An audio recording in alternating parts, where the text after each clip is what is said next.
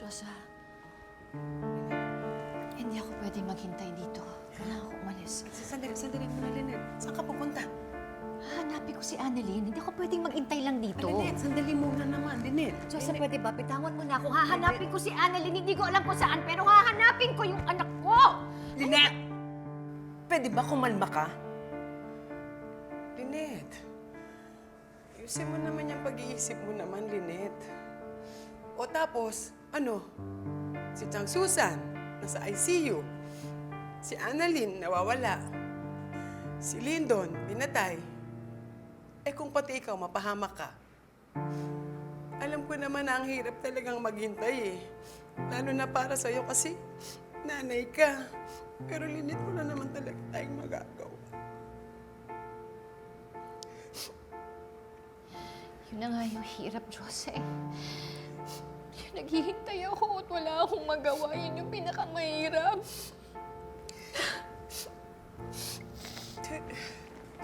Pero mo may magagawa ka, Lynette. Alam mo kung anong gagawin mo? Simple lang. Magpapalakas ka. Magpapagaling ka. Para pagdating ni Annalyn, may lakas ka na, di ba?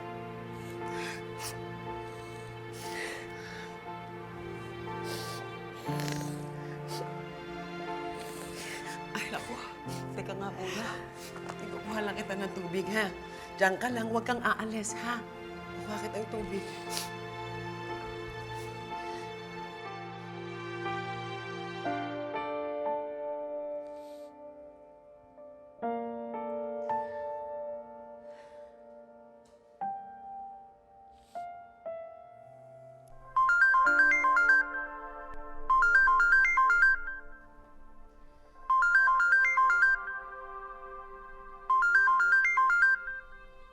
Hello? Kumusta ka, Lynette? Sino to? Ang bilis mo naman makalimot, mahal. Carlos? Carlos, ikaw ba to? Oo, mahal. Si Carlos to ang asawa mo. Hayop ka! Nasaan ang anak ko? Ibalik mo sa akin si Annalyn! Ibalik mo sa akin ang anak ko! Ano? Nawawala si Annalyn. Lynette, wala sa akin si Annalyn. Hindi ko magagawang kidnapin yung anak mo. Sinungaling ka! Hindi mo magagawa. Pinatay mo nga si Doc Lyndon! Ano? Patay na si Doc Lyndon? Pwede ba, Carlos? Tumigil ka na sa mga kasinungalingan mo. Alam kong ikaw ang pumatay sa kanya. Diba? Ikaw ang pumatay kay Doc Lyndon. Lynette, hindi ko kayang patayin si Doc Lyndon. Hindi lang siya doktor sa East Ridge.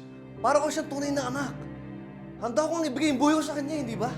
At yung pagiging baliw mo, alam ko gawa-gawa mo lang lahat ng mga yan. Ano, tama ako, diba?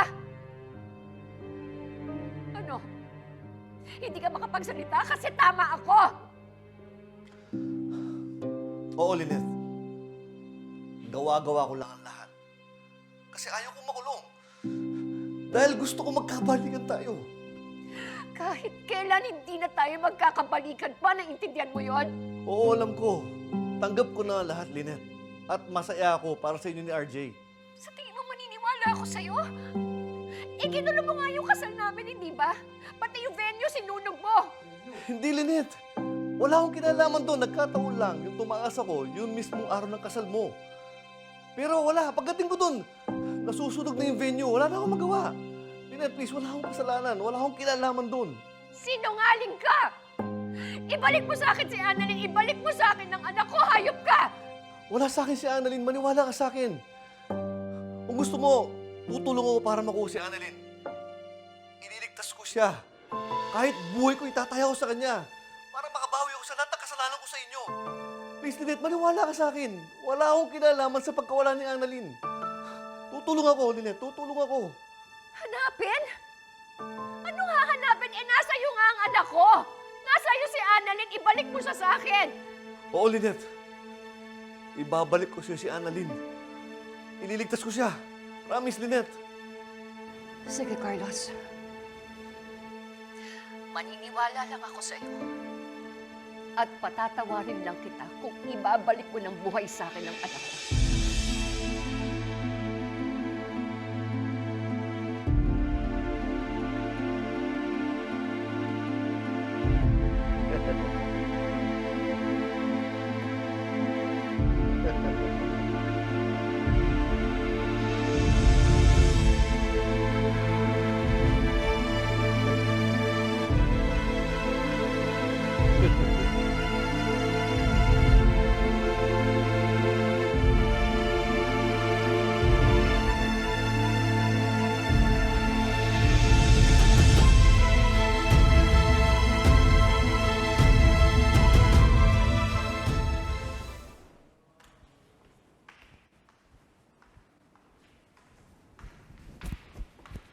Zoe, napalitaan mo na ba? Patay na si Doc Lindon. Oo, alam ko. Matagal na? Teka, who killed him? Kilala mo ba? Come on, tell me.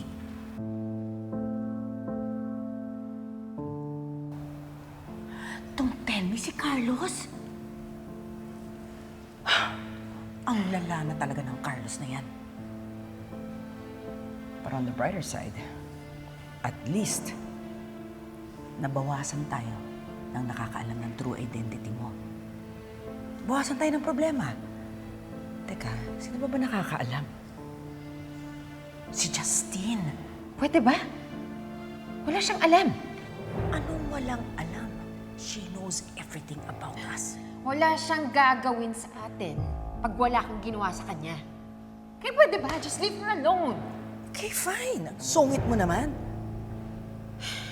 Teka, ano bang plano ni Carlos? Ikaw ang gulo-gulo mo eh!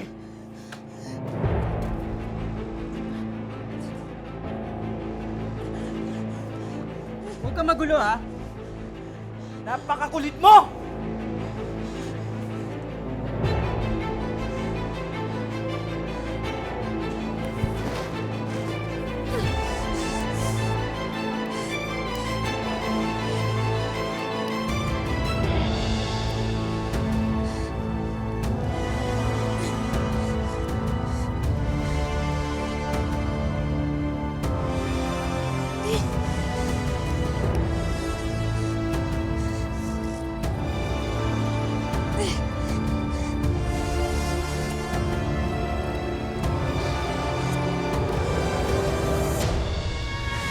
Kilala ko si Carlos.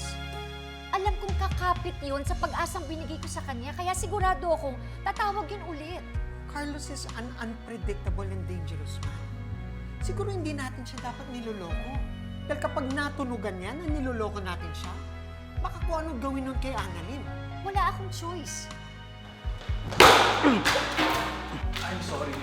Ano ka ba? Ba't di mo tinitignan yung nilalakaran mo? Doc Carlos? Kausap si Doc Carlos? Meron ka rin eh, no? Ibang Dr. Carlos to. Dok, nasan ka?